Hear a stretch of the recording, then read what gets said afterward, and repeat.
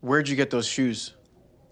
My uncle was in World War II. He gave them to me. Welcome to Watch Mojo. And today we're counting down our picks for the most inexcusable deeds Larry David committed on Curb Your Enthusiasm. Real life offenses? Not so much. Oh my gosh, you love Elmo, don't you? Number 10, the Swan Killer. To Larry's credit, it was self-defense. When golfing with his crew, LD is charged at and attacked by a glamorous, though quite threatening, black swan. Hey! Hey! He fires back and wards him off with his club to a tragic feathery end. He rallies his friends to plead ignorance to Mr. Takahashi, the golf resort's owner and, more importantly, the proud owner of the Black Swan. You kill Kyoko. No.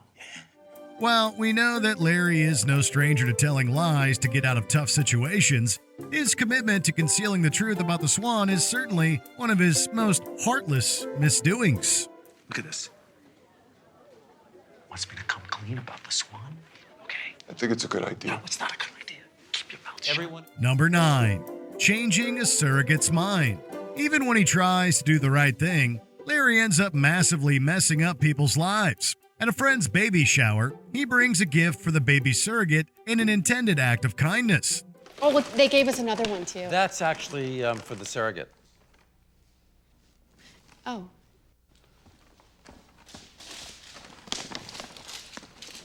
While striking up a conversation with her, he unwisely mentions how challenging it is to have a child for another family. They take your baby from you, they give your baby to somebody else, and that's it.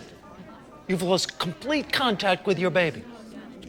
You never see the baby again, and it's your baby. What was meant to be harmless chit-chat, though totally inappropriate, ends up ultimately shifting the surrogate's perspective on the situation, and she decides to keep the child for herself. What did you say to the surrogate? She's gone into labor. She's here at the hospital, and she's not going to give the baby up. What did you tell her? She said she had a talk with you. Only Larry David could tear apart a family with small talk. Number 8, trying to leave Loretta. Larry and Loretta's romance was certainly a whirlwind one, but in classic Curb Your Enthusiasm style, it obviously has to crash and burn in the most painfully cringe-inducing manner possible. Could you make it any hotter in here, by the way? Feels good. Feels good. Yeah, it feels good. 75 is perfect. You know, I can't even sleep in this room at night. It's so hot. Honest to God. What temperature would you prefer? 68 degrees. 68? Shortly after beginning to date, Loretta falls sick and awaits a potential cancer diagnosis. Larry doesn't want to continue their relationship given her illness, but thinks that breaking up with her is a bad look. I got about 24 hours to get out of this thing before the results come back. Yeah, you can't break up with somebody who's got cancer. You gotta break up with her before she gets those test results. God, it's gonna be so hard. Which, obviously it is. But instead of being honest with her, come on, would Larry ever just tell the truth? He becomes a terrible partner to Loretta, so that she'll break up with him on the grounds of being toxic instead. You got me twisted, LD, okay? Give your ass a little bit of taste of chocolate, and next thing you know, you cheating on me? That's right, I saw your ass. And whether he was faking it or not, that's pretty darn toxic. Number 7, Yoshi and His Father. Larry David clearly has no trouble speaking his mind, even to near fatal ends. While at dinner, his friend Yoshi mentions that his father was a kamikaze pilot during World War II. What kind of a pilot? Kamikaze pilot. Wow. Of course, Larry can't let that comment slide without severe interrogation, arguing that calling his father a kamikaze pilot implies that he didn't survive. But what happened exactly? Did he try and crash the plane into a ship? He grazed the ship. Yoshi is so deeply affected by these comments that he attempts to take his own life. When Larry hears the news at his poker game, he doesn't want to stop playing since there's a pizza on the way. We're here. We are here. Ice cold, Blair. Number 6, his inappropriate guest. This one crosses way too many lines. After learning that Rick, a criminal offender, has moved into his neighborhood, Larry's main concern is that the man is bald, which reflects poorly on the community at large. I know, it's terrible. Yeah, he's a bald guy, too. Bald guy. Yeah, a bald guy. It's very bad for the bald community. He goes as far as to befriend the criminal after bonding over their shared love of golf and invites him as his guest to his family's Seder dinner. Yikes. Naturally, Cheryl completely freaks out when he tells her, as he claims that he's cool. Are you out of your mind? Well, it was kind of an awkward moment. What is wrong with you, Larry? You don't do something like that without asking me. Ultimately, it turns out that Rick's crimes were actually pretty benign.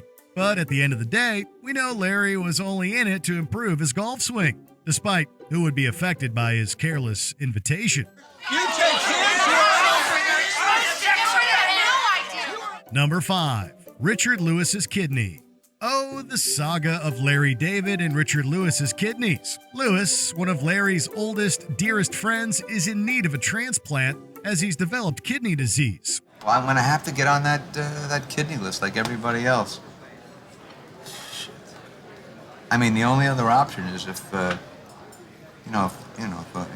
good friend or a buddy comes through, then I'm golden. After learning that he's a match and eligible to donate his own, Larry goes to the ends of the earth to avoid doing so. I think you're waiting for this man to die so you can get one of his organs, preferably his kidney, so you won't have to give up one, so that Mr. Lewis can get it. What kind of person would do something like that? I think you know what kind of person would do that, Mr. David. In what is potentially his grandest ruse, he pretends to practice Orthodox Judaism on a weekend trip with a surgeon, who he manipulatively befriended in order to get Lewis to the top of the transplant list. I think I can actually help your friend. I think I can move him up on the list. I'm fainting. I'm going to faint. Larry eventually has no choice but to donate his kidney, but boy, did he fight to the bitter end. Number 4, the Survivor Group. How the real Larry David even thinks up these preposterous acts is beyond us. And I told you about my stepfather and what happened with my stepdad, yeah? Yep.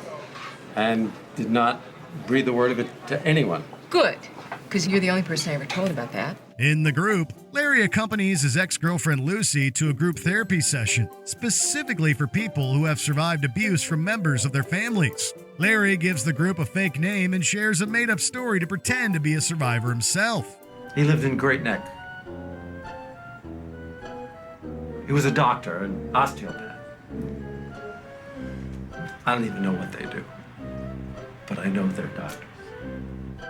Something to do with muscles, I think. Just in case that wasn't bad enough, he tells Lucy that the experience that she shared in the meeting didn't count, as the perpetrator was her stepfather, not her actual father. No, Seriously, if it's your it might not- stepfather, Larry, it's considered a date. With all due respect to your ordeal, but Larry, I don't I think was those just are wondering. We really don't know how Larry gets away with saying and doing such terrible things, but that's Curb for you.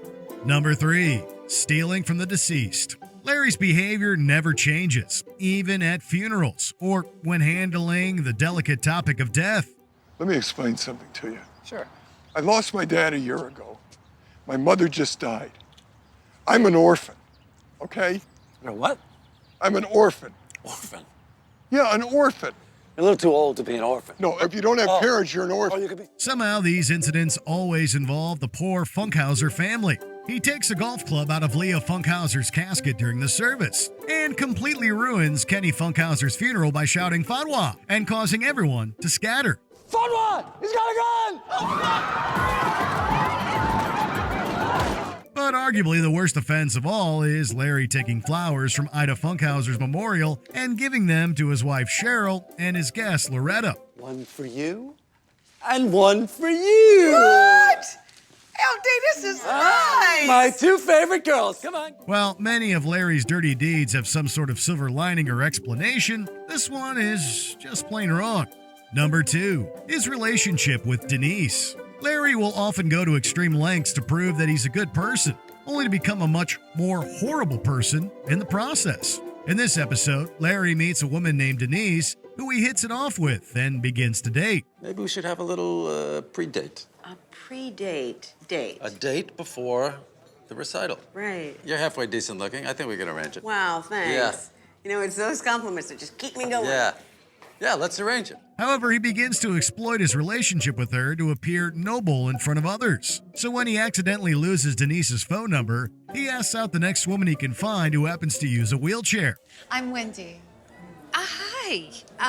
Jamie. This is Jamie. I'm John. Welcome. How are you? Jamie. Hi. Good to see you. Thank you for having Welcome to our home, Larry. Thanks for bringing a friend. I brought my friend Wendy. This leads to an extremely uncomfortable final confrontation, where Larry's punishment comes in the form of Rosie O'Donnell. It's all right. I'll take it from here. Get back here, Larry. Get back here.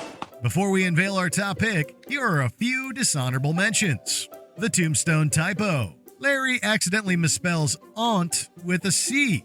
Yeah. My wife is upset. I'm just glad you weren't in charge of the headstone. Oh my God. I meant beloved aunt. Cheryl's goodbye. Choosing your TV repairman over your wife will never be the right call. Literally. I just called you from an airplane telling you I was about to crash. The TiVo guy was here. I could barely hear what you were saying. He was about to leave. I couldn't even get the guy to come to the house. You know, it's very hard to get those people here. The lemonade stand.